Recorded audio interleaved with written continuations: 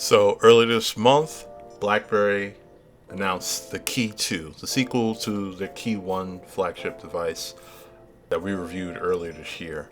So for the most part, they did a lot of refinement overall and then boosted up some things in the performance.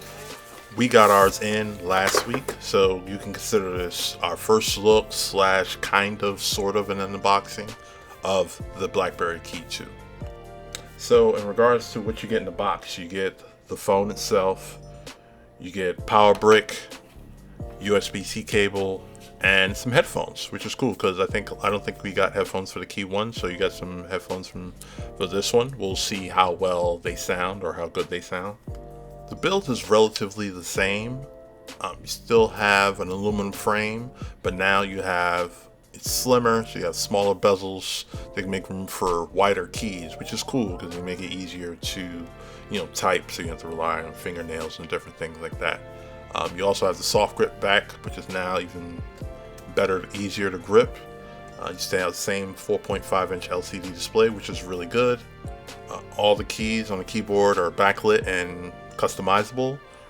Fingerprint sensor still on the space bar. 2-day battery life, as they quote. This one has a 3500 milliamp battery, which is just a tad hair smaller than last year's Quick Charge 3.0.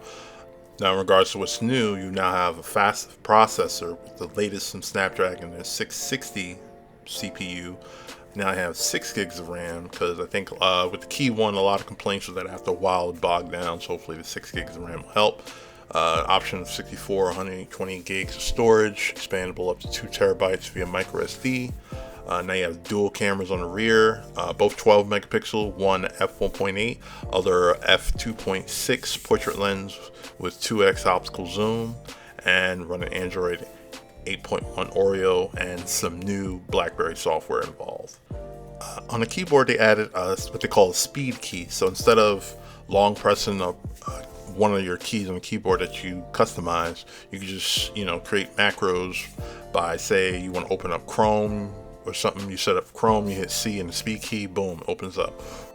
So we're running through our paces with it. We're going to dive into all that in review.